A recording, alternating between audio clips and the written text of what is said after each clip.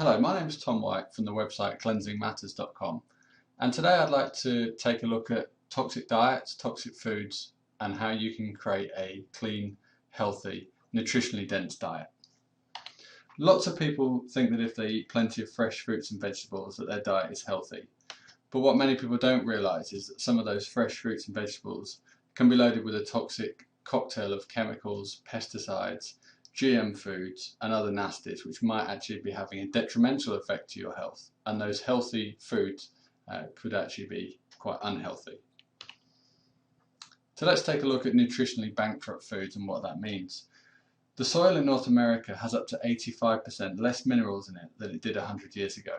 And if we take the example of broccoli, you can see that the calcium content has reduced significantly from the 1950s, when it had about 12.9 milligrams of calcium, to the predicted in the future to about 4.4 milligrams.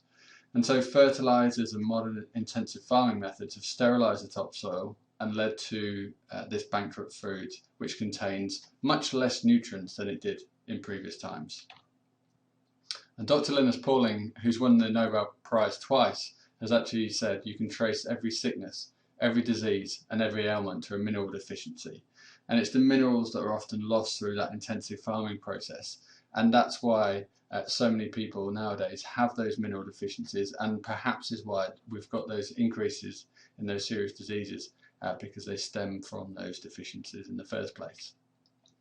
To give you an example of the level of the use of pesticides, particularly in North America, there's about 1.1 billion pounds of pesticides was used between 2006 and 2007.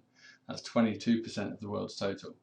And that residue that's sprayed onto those fruits and vegetables can create a toxic cocktail inside your body.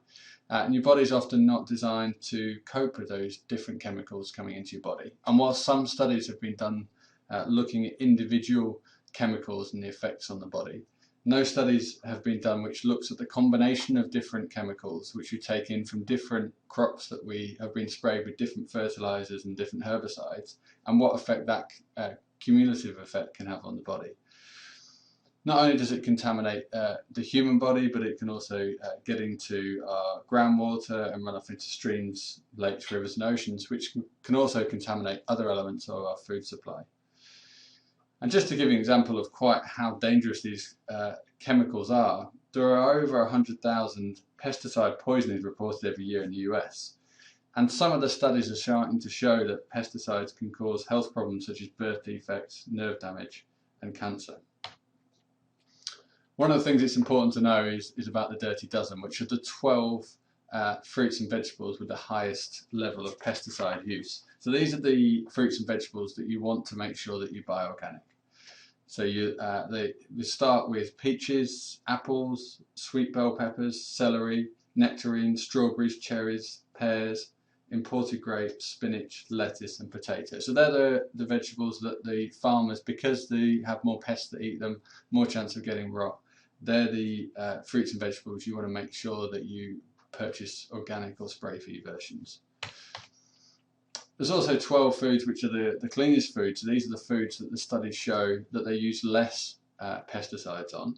So these are onions, avocados, sweet corn, pineapples, mangoes, asparagus, sweet peas, kiwis, bananas, cabbage, broccoli and papaya. So they're the ones that you can be a little bit safer in, that they've got less of a toxic residue of pesticides with them.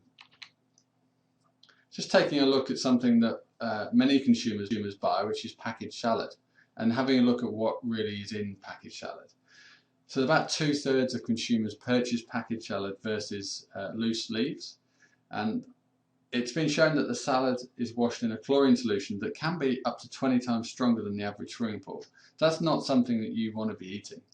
And the nutrients are destroyed by what's called modified atmosphere packaging, which is like a gas which is put into the bag to extend the shelf life, and that's been shown to destroy nutrients. So it's a simple thing that you think is healthy.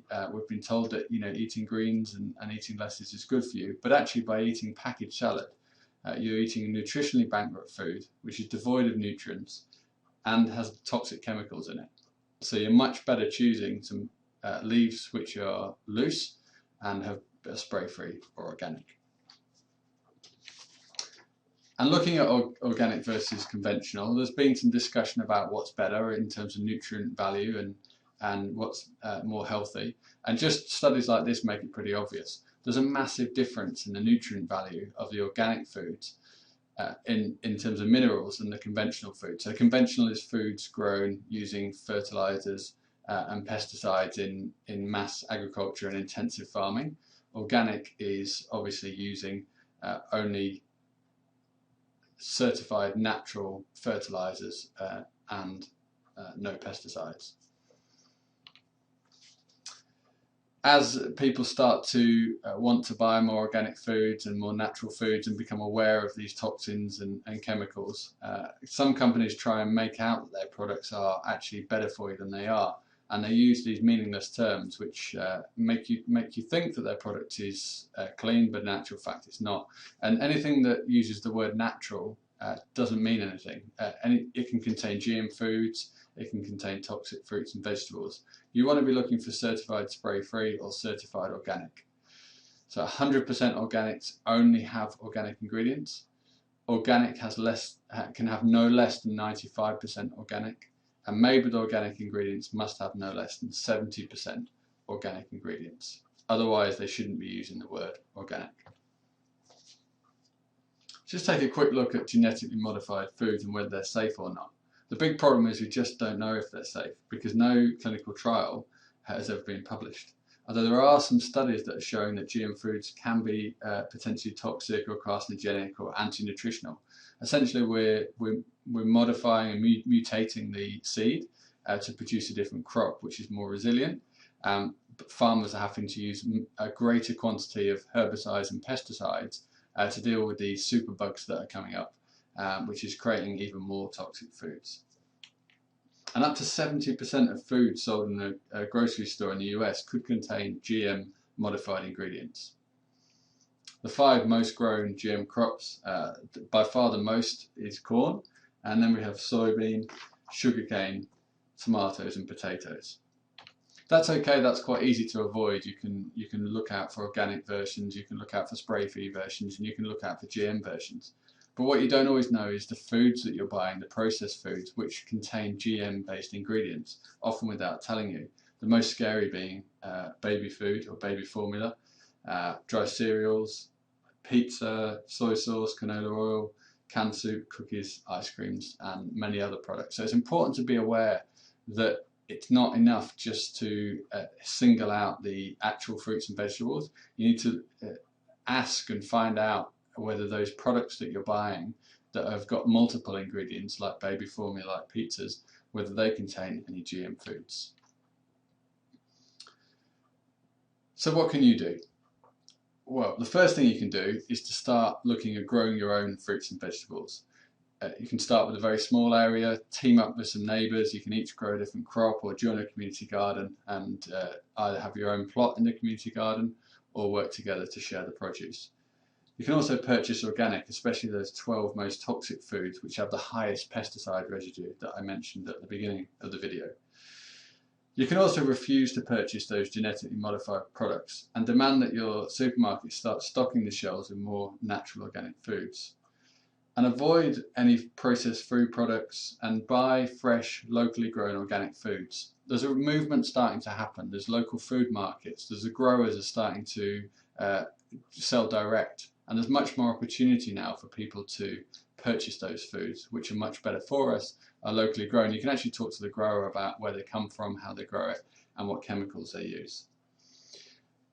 Just by watching this video, by making yourself aware, by educating yourself, you're really helping yourself and your family to identify what foods are good for you, what foods are nutritionally dense, and what foods potentially are toxic and could be harmful for your body. So I ask if you can share this video with your friends and family, post a link to it on your Facebook page, and help them identify and educate themselves and their family on what's good for them.